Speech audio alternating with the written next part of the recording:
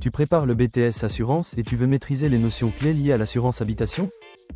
Dans cette vidéo, on va passer en revue les questions les plus fréquentes que tu pourrais avoir à traiter le jour de l'épreuve, en gestion de sinistre ou en développement commercial. On va voir ensemble les règles de résiliation, les garanties obligatoires, les profils concernés, les conventions applicables et bien plus encore. Reste bien jusqu'à la fin pour avoir une vision claire et concrète de ce qu'il faut retenir. Les modes de résiliation en assurance habitation. Première question fréquente. Comment peut-on résilier une assurance MRH? La réponse, plusieurs cas sont possibles. À l'échéance du contrat, via la loi Hamon ou la loi Châtel, ou encore en cas de changement de situation personnelle.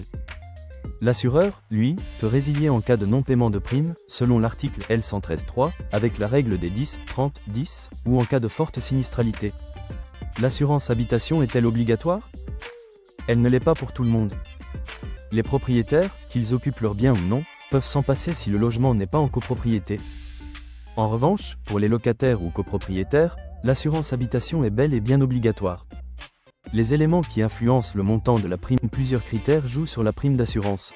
Le nombre de pièces, la présence d'une cheminée, la localisation du bien, les capitaux mobiliers et objets de valeur assurés, ou encore le type d'occupation, résidence principale, secondaire, propriétaire occupant ou non. La résiliation après plusieurs sinistres. Est-ce que l'assureur peut résilier après plusieurs sinistres? Oui, mais à certaines conditions. L'article L113.10 prévoit que cette clause doit figurer au contrat. L'assureur peut alors mettre fin au contrat s'il juge le risque trop important. La convention IRSI. Quelle est la convention de gestion des dégâts des eaux? Il s'agit de la convention IRSI, qui a remplacé la convention CIDR en 2018. L'objectif est d'accélérer le traitement et le règlement des sinistres en copropriété, en simplifiant les relations entre assureurs. Biens spécifiques comme les châteaux, un manoir ou un château nécessitent une assurance spécifique, car ce sont des biens de prestige souvent classés monuments historiques. Comme pour une voiture de luxe, le contrat doit être adapté aux particularités du bien. Les profils d'assurés en MRH. Combien existe-t-il de profils en MRH? Plusieurs. Propriétaires occupants ou non, locataires, colocataires, copropriétaires, usufruitiers, nus propriétaires, et même les occupants à titre gratuit. Chacun a des garanties adaptées à sa situation. Les garanties de base d'un contrat MRH incluent généralement incendie, explosion, bris de glace, catastrophe naturelle, vol et responsabilité civile. Ces garanties protègent le bien et les personnes. Les options possibles. On peut ajouter de nombreuses options.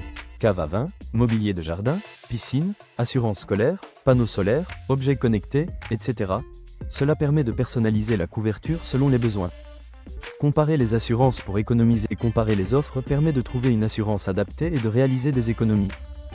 Il faut évaluer ses besoins, demander plusieurs devis et vérifier la réputation des assureurs. Un courtier peut aussi être utile pour négocier un bon contrat.